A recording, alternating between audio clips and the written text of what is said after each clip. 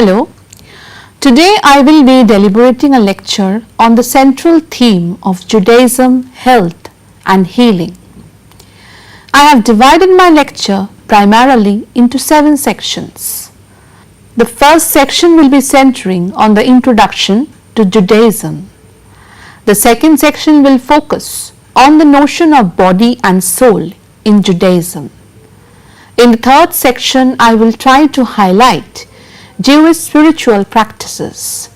In the fourth section, I will try to expatiate on the key theme of understanding Jewish healing practices. The fifth section of my lecture will shed light on the prime notions of health and illness in Judaism. In the sixth section, I will speak on the concepts of Bikur Cholim and Teshuvah. In the seventh section of my lecture, I will draw the concept of healing in the Torah, which is the holy book of the Jewish followers, which will be later followed by a conclusion.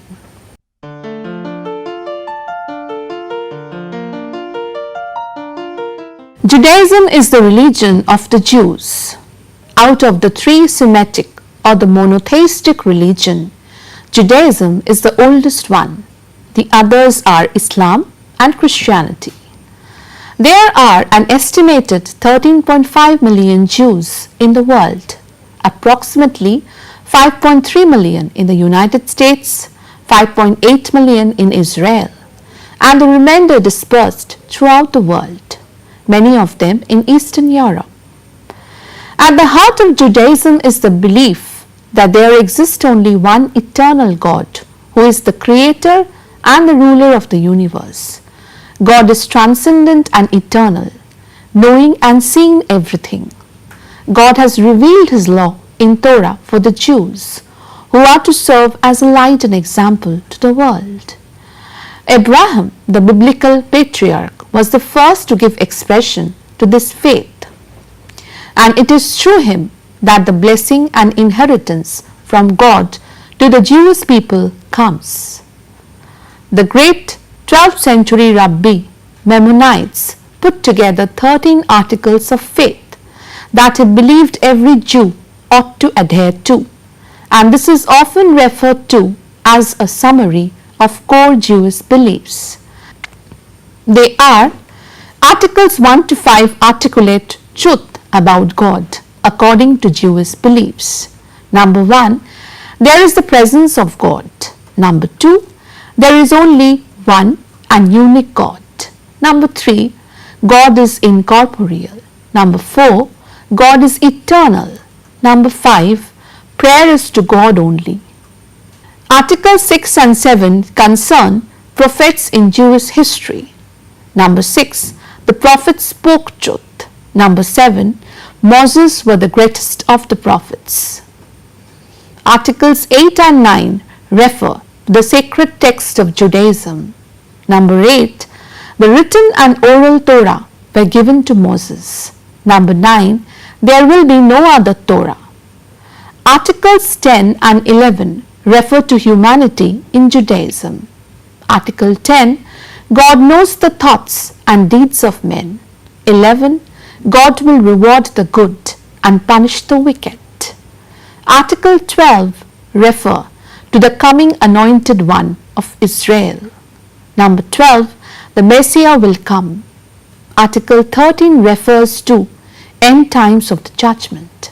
13, the dead will be resurrected.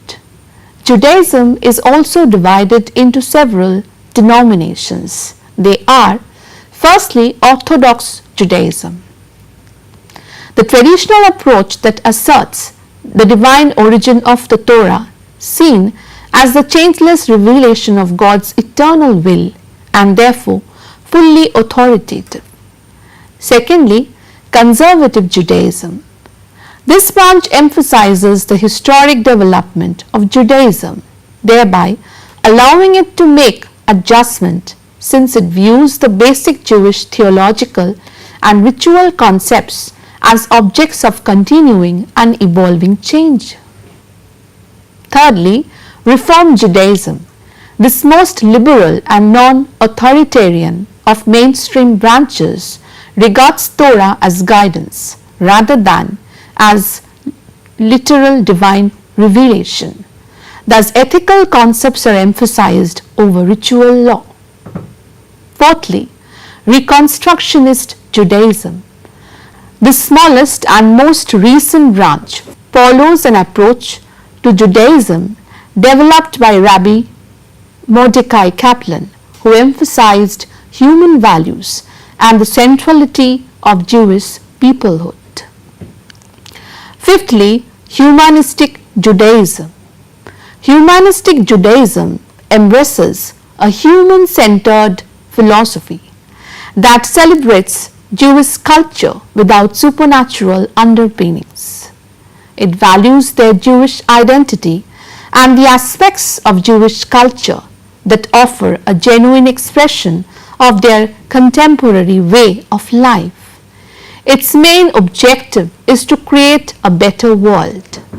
It can be surmised that Judaism remains relatively constant in terms of basic beliefs and practices.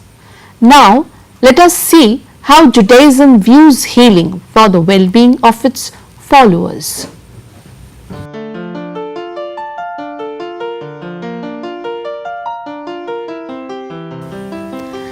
The body and soul are considered as two main components of health. Judaism teaches that the body and soul are separate, yet indivisible partners in human life. Rather than imprisoning or corrupting the soul, the body is a God-given tool for doing sacred work in the world. It requires protection, care, and respect because it is holy. Nancy Flam noted in her study that the Mai Shebarak prayer, traditionally recited for someone who is ill, asks God for complete healing and then specifies two aspects: healing of the soul, spirit, whole person, and cure of the body. To cure the body means to wipe out the tumor, clear up the infection, or regain mobility. To heal the spirit involves creating a pathway to sensing wholeness, depth, mystery, purpose, and peace. Cure may occur without healing and healing without cure. Recent research in the mind-body field suggests that the disease process itself may be affected by psychological healing.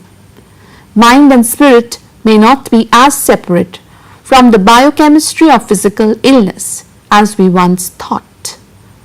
For instance, Dr. David Spiegel of Stanford University found that women with metastatic breast cancer who participated in a one-year support group lived significantly longer than women who received similar medical treatment without a support group. Spiritual healing is thus propagated to one and all with the help of groups of people who positively spread the message of healing the others. Numerous researches revealed that the presence of a support group always heals a person from within, thereby creating a positive energy which indeed helps a person to heal faster.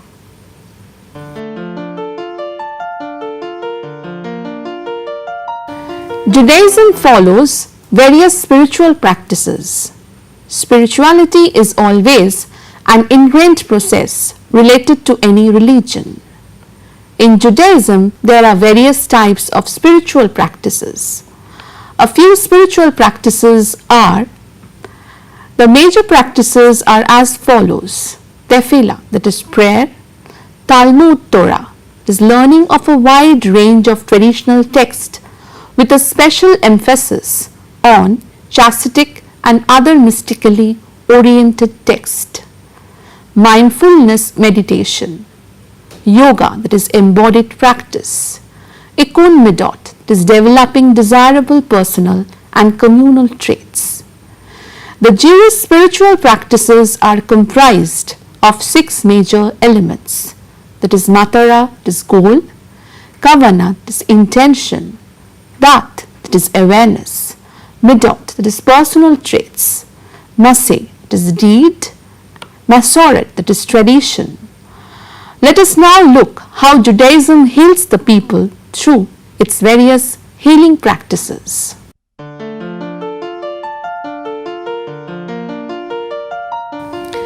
Before understanding Jewish healing practices, let us understand the difference between cure and healing. The former is linked to the body, while the latter relates to the human being as spirit. As a person is unified, body and spirit, the two are inextricably interwoven. Similarly, illness presents itself on two levels. On a physical level, it is manifested through pain, and on the spiritual level, it is experienced by suffering. A cure is a clinical term which addresses a specific diagnosis. One may receive a cure to one's diagnosis and still not be healed. In Judaism, it is a holy obligation to alleviate pain and the illness which has brought this about. Medical professionals spend most of their days in this work. However, it is also an obligation to combat suffering. Jewish healing has to do with the existential human quest for wholeness within oneself, one's community, and ultimately one's God. While the onset of illness often brings all of these needs to consciousness, each creature yearns for this wholeness and integration every day. According to Svigler, spiritual healing occurs as the byproduct of attaching oneself to the Almighty through following commandments and reaching higher levels of spiritual experience. Jews' close connection to healing, both as patients and physicians, is ancient and rooted in both theology and history. Judaism generally views medical treatment positively, even as an obligation, based on verses such as Exodus commanding the injuring party to surely heal the person he has hurt. In the Bible, God is viewed as responsible for all healing, and the magical healing practices of the surrounding nations were associated with idolatry. Over time, the physician was increasingly accepted as a healer who worked in partnership with God, although elements of folk healing always existed alongside.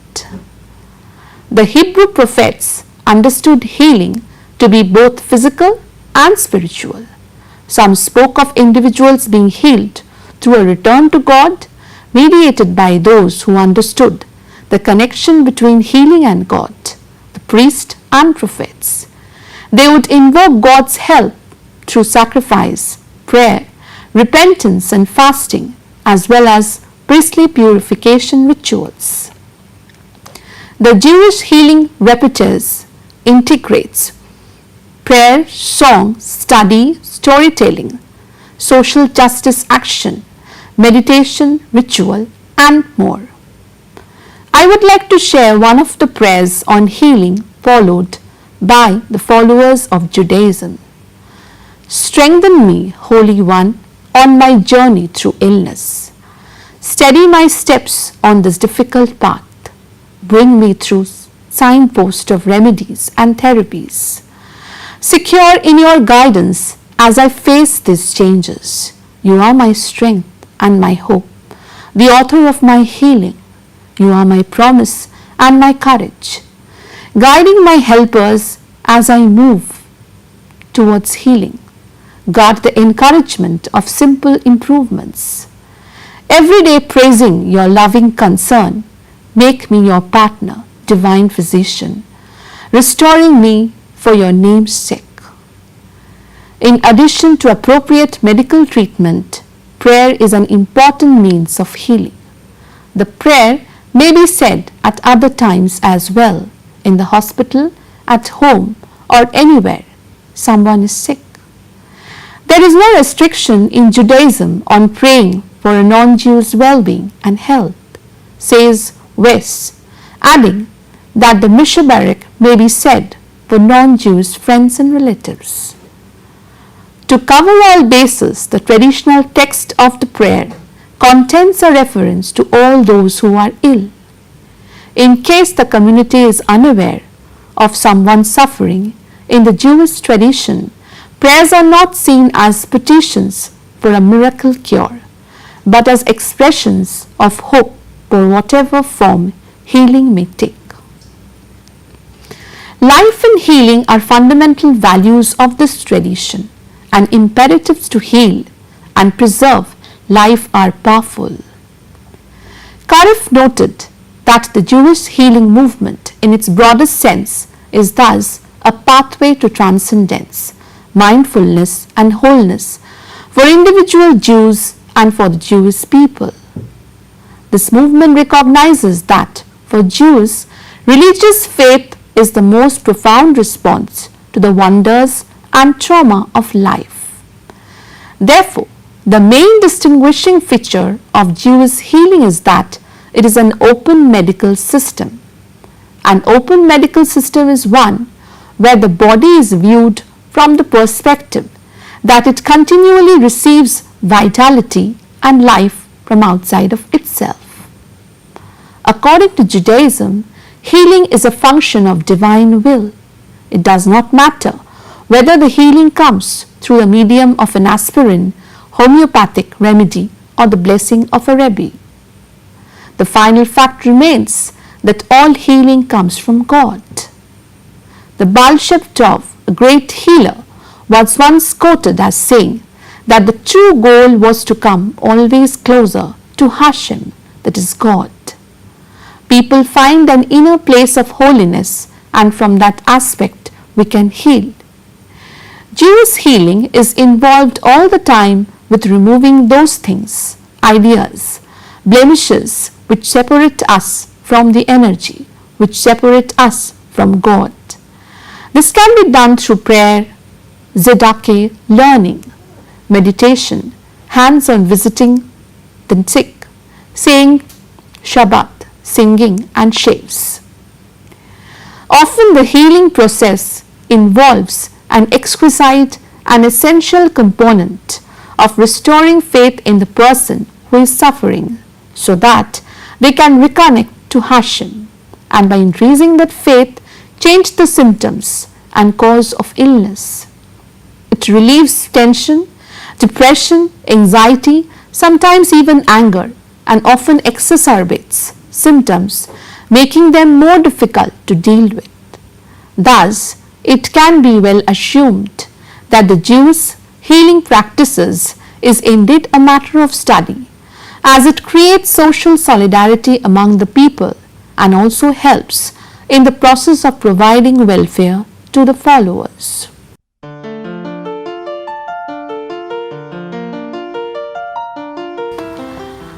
According to the World Health Organization, health is a state of complete physical, mental and social well-being, and not merely the absence of disease or infirmity. Ancient Judaism acclaimed God as source of health and illness, with sickness a divine mandated punishment for individual and communal sins. In times of illness, Judaism offers potent remedies to help strengthen the body and spirit. Judaism views illness as part of a natural order that God sets in motion but doesn't control, opined Weintraub. Illness is really a mystery and is understood as a part of life. Jewish tradition teaches that human life is of infinite value and that the preservation of life supersedes almost all other considerations. Reformed Jews believe that God endowed humanity with the understanding and ability to become partners with God in making a better world. The use of our wisdom to cure illness has been a central theme in Jewish thought and history. Providing health care is not just an obligation for the patient and the doctor, but for society as well. For this reason, the revered Jewish scholar Maimonides listed healthcare first on his list of the 10 most important communal services that a city must offer its residents. There are 13 principles of Jewish medical ethics. They are: number 1. Everything possible must be done for every patient in terms of preserving life, treating illness, and relieving suffering. All therapeutic decisions must be in the patient's best interest. In terms of Jewish medical ethics, physicians are given permission to heal and moreover are obliged to heal the suffering. Likewise, the sick must seek healing to preserve their lives. Number 2, prevention is the highest form of healing. Drugs and surgery have their place in the holy art of healing, but the need to resort to invasive treatment must also be regarded as a failure in prevention. It is mentioned in Exodus that if you will listen carefully to the voice of the Lord your God and do what is right in His eyes and keep all of His commandments, I will put none of the diseases upon you that I have put upon the Egyptians, for I am the Lord your physician. God is saying here that He is preventing disease. Number 3, nutrition is the primary determinant of health and backbone of preventive medicine. Nutritional management should play an important role in the treatment of disease. In this regard, a vegetarian diet, the ideal diet from medical, ethical, and Torah standpoints, should be offered with various modifications to every patient. From a practical standpoint, knowledge of nutrition is of the greatest usefulness to the practice of medicine. The influence of diet in such areas as immunity and coagulability of the blood is usually ignored in patients with infectious, neoplastic, cardiovascular, and other problems. All the major forms of cancer, including lung, prostate, breast, colorectal, pancreatic, ovarian, lymphatic, and bladder, are linked to dietary factors. Increasing the consumption of fruits and vegetables to over 5 servings a day would lower the cancer death rate 20 years from now by over 50%. The incidence of hypertension, gallstones, kidney stones, obesity, non-insulin dependent diabetes, and other diseases would decline drastically. Jewish prayers of healing are an integral part of patient care and should be further evaluated to determine how they may be used for optimal effectiveness. Prayers for healing are recited thrice daily on weekdays, and special prayers for healing are recited when the Torah is read. Number 5, the physician's office environment should promote good health. Doing everything possible to preserve life means helping patients make the right lifestyle choices to prevent illness. Number 6, the physician should be regarded as the ultimate authority in all medical matters and should be the person primarily responsible for every patient's care. Number 7, physicians should also recognize the mind-body connection and attempt to give patients the expectation of success in their treatment. Alternative medicines must be taken into granted, but other untried methods must not be used in place of proven therapies.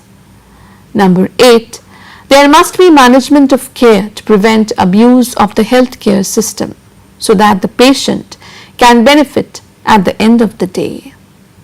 Number 9, while Jewish law recognizes the need for justice for those who are truly harmed as a result of negligence, it does not want to discourage good people from becoming physicians or inhibit the development and use of novel means of therapy.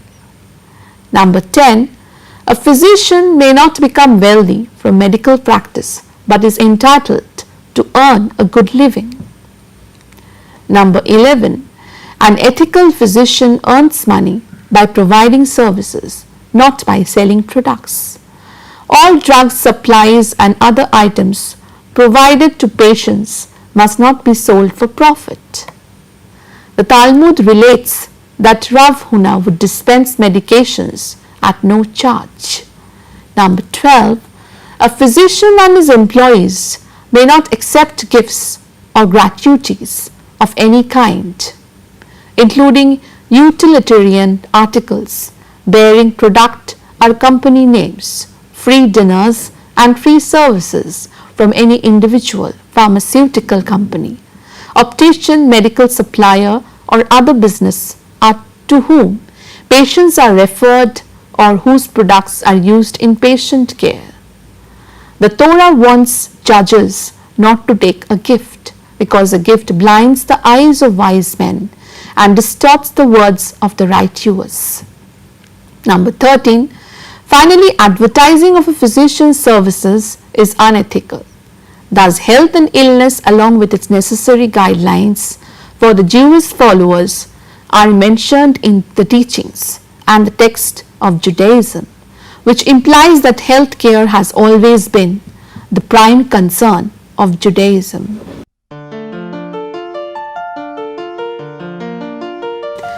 Bikur Cholim as well as Tesuva are the two most prime concepts while discussing about Jewish tradition of healing. Nancy Flam noted in her study that a fundamental feature of Jewish spiritual healing is Bikur Cholim, that is visiting the sick, which responds to two of the greatest burdens of contemporary life, isolation and lack of community. At a time of illness, Bikur Cholim offers us the comfort of human connection and interdependence, a sense of community we so desperately need. Bikur Cholim helps fulfill the obligation to love our neighbor as ourselves, and it is required of every Jew. Like comforting mourners and performing other acts of kindness, Bikur Cholim brings goodness to the world. A visitor's attentive presence breaks the isolation and sense of abandonment, the existential aloneness often felt by one who is sick, reaffirming the person's essential humanness and wholeness. In addition, the visitor provides a link to community, reaffirming a sense of connection and purpose. Torah teaches that one who practices Bikur Cholim imitates God, whose presence visited Abraham after his circumcision. The quotes teach that God's presence rests upon the head of the bed of anyone who is sick, and that we must not sit there for fear of blocking it. Bikur Cholim demonstrates the healing power of relationship. There are many stories in the Talmud about Rabbi Yohanan ben Zakkai, famed for his power to heal. When he heard of another rabbi who was sick, he would visit and speak with him about his suffering. After speaking, Yohanan bin Zakkai would hold out his hand and the other rabbi would rise. One day, Yohanan bin Zakkai fell ill. He was visited by Rabbi Hanina, who after speaking to the stricken sage held out his hand, and Yohanan bin Zakkai stood up. Why couldn't Yohanan bin Zakkai raise himself? The disciples asked, as he was known to be a great healer. The answer, because the prisoner cannot free himself from prison. Here we learn that even the greatest of Jewish healers needed another person to help free himself from the prison of fear, hopelessness and isolation. Tesuva literally means return and is the word used to describe the concept of repentance in Judaism. Only by atoning for our sins can we restore balance to our relationship with God and with our fellow human beings. Teshuvah is most frequently associated with the holy days, but people can seek forgiveness for wrongs they have committed at any times. There are several stages of Teshuvah, including the sinner recognizing his or her wrongs, feeling sincere remorse, and doing everything in their power to undo any damage that has been done. If a specific person has been wronged, the offender must ask that person for forgiveness. The final stage of Teshuvah is resolving to never commit such a crime again. According to Jewish tradition, by the third request, the person who was wronged is required to grant forgiveness if the offender is sincerely remorseful and is taking steps to prevent similar wrongs from happening again. Because Teshuvah requires the sinner to ask forgiveness of the person they have offended, it has been argued that a murderer cannot be forgiven for his or her crime.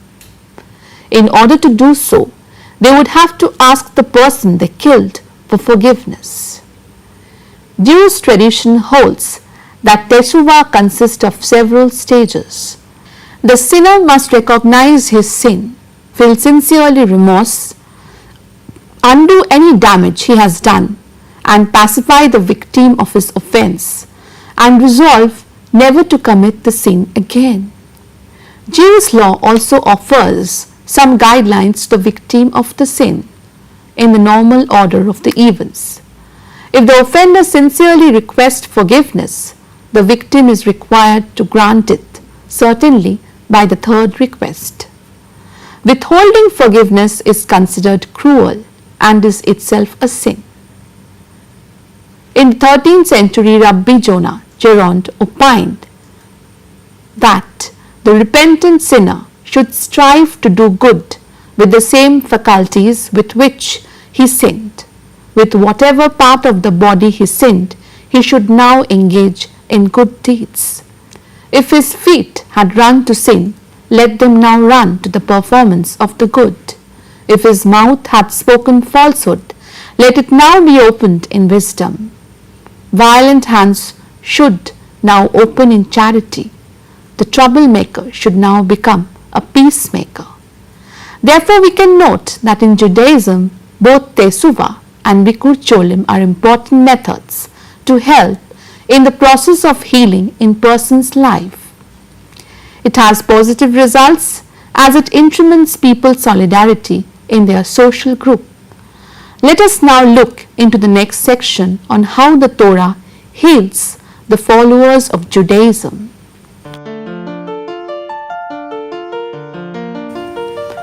The Torah is referred as the holy text of Judaism. The Torah is considered as the first 5 books of the Old Testament. Torah refers to the 5 books of Moses: Genesis, Exodus, Leviticus, Numbers, and Deuteronomy. But the word Torah can also be used to refer to the entire Jewish Bible. The Torah is an expert medicine book given to us by the Almighty to heal our souls and psyche from the pain and bitterness that we carry around. To most of all, the health that the Torah seeks to give us is the ability to see the divine and experience divine providence in every aspect of our lives.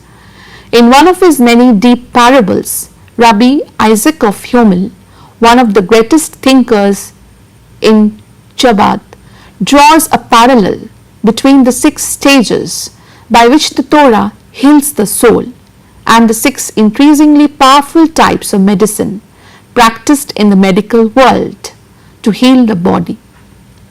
Number 1. The first level of true healing, lowest yet most fundamental, is the 6-rung ladder of healing about to be constructed, is that of an expert physician. The skilled and accomplished practitioner knows the proper medicine to prescribe to treat the specific ailments of the body. The number 2, the second level of healing is through the power of charms. By the power of charms, one may draw the form of a man on a wall so that whatever is done to the form will actually take place in the body of the pictured man to be healed. The act is spiritualistic by nature. Number 3, the third level of healing is through the power of holy names, such as those inscribed within an amulet carried on the body or retained in another conspicuous place. The name has the power to draw divine influx to the suprarational aspects of the soul, producing a supernal divine experience which strengthens the soul and provides it with sufficient power to heal the body. The fourth level of healing is that referred to by our sages. If one's headache, he should delve into Torah. If one's whole body aches, he should delve into Torah. Wisdom of Torah gives life to its possessors. Number 5, the fifth level is yet another level above this. Although it may be physically impossible to heal a mortally ill person even by the divine light of Torah, nevertheless it is possible for one's soul to take over and replace the body by enacting all of its physical functions. The body remains mortally ill as before, but somehow continues to live. Of this level, it is said as though the Holy One dwells in his guts. Number 6, the sixth level of healing is the one for which the word miracle in its truest sense is reserved for. The spark of God enclosed within which Jewish soul allows for the manifestation of such a miracle. This is ultimately the secret and purpose of the presence of the Jewish soul in creation. Dr. S.H. Rhodes noted that the Torah view has always been that sickness or physical injury may have been sent to us to initiate a more careful look at ourselves and what we need to change in our lives.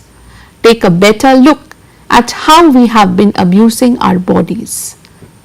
Sleep deprivation, working too hard, improper nutrition are just a few. The key to bringing more healing and life into our body is through prayer and bringing peace to the soul. Therefore, Judaism is one such Semitic religion which emphasizes the importance of healing of its followers through various traditional ways. We can note that Judaism indeed uses such systems which are modern in nature and is followed by the modern technocratized society.